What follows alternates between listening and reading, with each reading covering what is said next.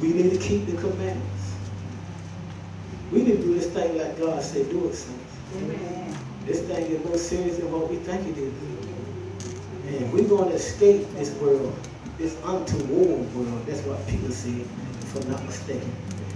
We're going to have to do this thing just like Jesus said. Now look at 21 and 15. Look at Jesus.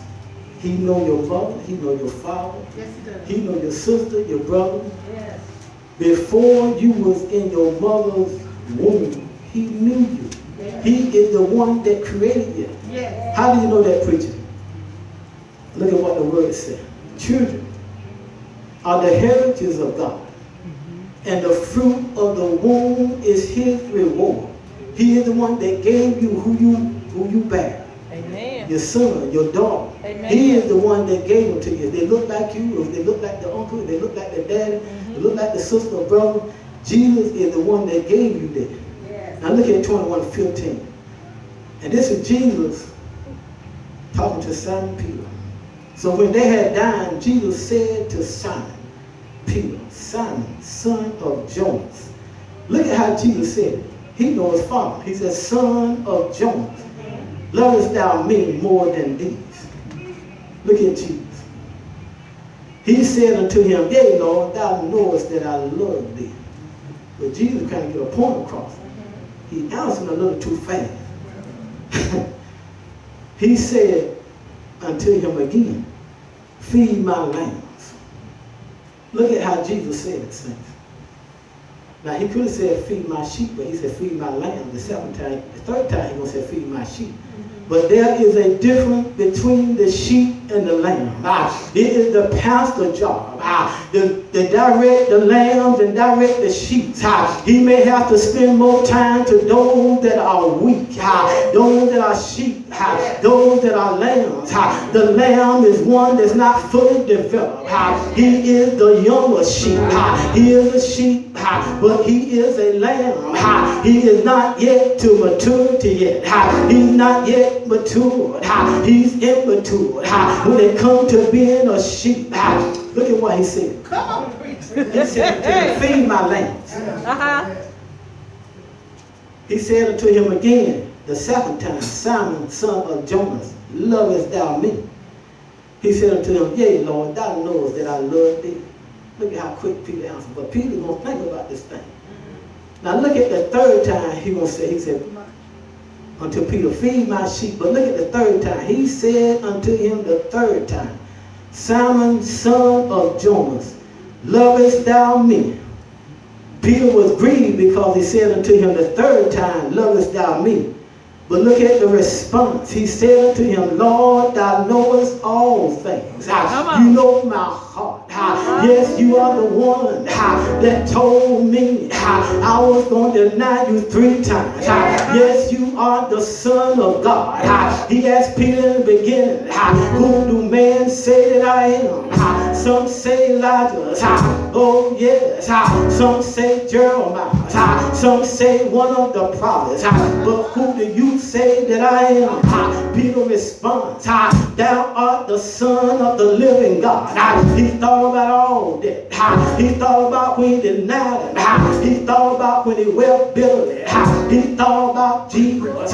He is the Son of God. He is the love of the Father. The Bible said that God identified himself with Jesus in the Mount of Configuration.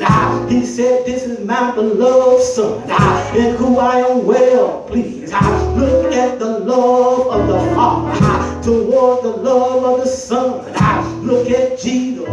He said, I do all those things that always please my Father. The Father loved the Son. The Son loved the Father. Oh, yes. Look at the word, saint. Look at the word. Feed my sheep. He began to make it a little clearer to him now. See, there's something down the road, saints, and we don't know what it is. That's why we got to have this love. We got to have the unity of the saints of God. Indeed, to keep the unity of the saints of God in the bond of peace. If you're a peacemaker, you're going to line up with the Spirit of God. Amen. Now look at what Jesus tells him. Verily, verily, I say unto thee. Now Jesus knows everything. When thou was young, thou girdest thyself, and walkest whither thou wouldest. But now when thou shalt be old, thou shalt stretch forth thy hands, and another shall gird thee, and carry thee whither thou wouldest not. This spake he, signifying what death he should glorify God. You don't know what's down the road. You may be brought before kings. You may be brought before governors. It's something around the corner waiting.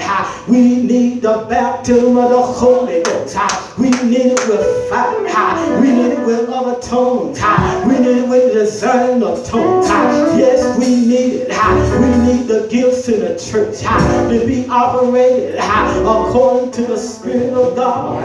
Look at what people are saying. They're saying this because I am not the one on the drums. I'm not of the body.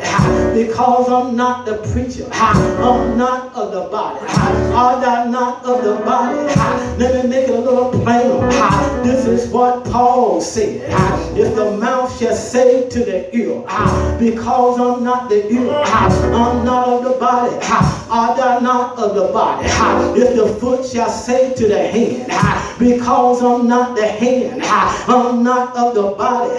We are all the body of Christ. Oh yes, look at what Paul said.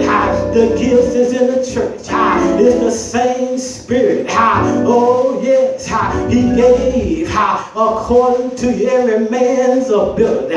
He gave the diversions of the Spirit. Look at the word. He said, cover the best gift. And I'll show you another way. It's the pastor's job to make sure that you're doing it the way that it should be done. If you got the gift of faith, you can use it according to the Spirit of God. If you ain't in line, pastor will instruct you to do it a better way. He will instruct the gift of faith. He will instruct the gift of prophecy. He will instruct the discerning of spirits. Oh yes, God got order. God got order. If we come before kings, if we come before governors, we need the baptism of the Holy Ghost. Jesus is the one that talked about this. He said, yes, yes, in that hour, it is not you that speak, but my Father that speak in you. When the enemy come in like a flood, the Spirit will raise up a standing against it. It's something down the road, saints. We're going to need one accord. We're going to need unity. We're going to need the love of God. He is the peace. He is the love. He is the temperance. He is the faith. He is the long suffering. He's goodness and kindness. He's mercy. Oh yes, he is. It's talking about the love. It's talking about the love of God. It's talking about the love of the Son. It's talking about the love of the Holy Ghost. It is He, the Holy Ghost.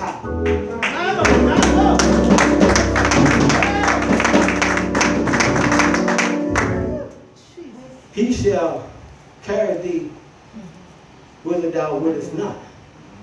This spake he, signifying by what death he should glorify God. See, we still got to give God the praise and the glory. And this is the love of God. He don't want us to fall, because he knows what's down the road. And when he has spoken this, he said unto him, follow me. See, we got to do this thing until the end. Amen. We can't step off on the side road and say, okay, I ain't gonna preach, I ain't gonna do this. We got to use the gifts. The gifts got to be operated. Amen. This is the love of God. Amen. If you love me, you'll keep my commandments. Saints, I'm through. Amen. But the Holy Ghost been preaching this message in me for 3 weeks. And I know it had to be preached, because it was just like fire. Shut up in my mouth. Oh my God. Just like fire. I know when the Lord wants me to preach something, because it's just like fire. And not only that, saints, the Lord been doing me like this for a long time. All the way over in Soul Saving Station, he been doing me that way. You know. And I knew it was a call in my life, but this flesh ain't no good. This Come flesh on. just ain't no good. It Amen. ain't no good. I'm telling you. Even when the Lord told me that morning, he said, preach. And I still went in the bathroom, this flesh. I know is it you now? I'm sorry. But when he got through with me in the bathroom, and I came up out there, I said, boy, it's time. It's time. It's time to go. It's time to move. And I really knew something when that angel flew over my house that day, that morning. I told the pastor about it. And he told me that I was called. I said, no, the world is going on here. I didn't see him, but I know he was out there. And he was telling me about my calling me, and I said, Lord, have mercy, I know. And you know, in the beginning, I seen a lot of people go ahead of me. And I was always one of them. I said something that I shouldn't have said. I said, nah, I ain't preaching nothing. And the Lord want me to preach. He gonna have to be showing up talking. He want me to preach. He gonna have to be talking. That's what I shouldn't have said. So it took this long for the Lord to really get my attention. But I'm thankful.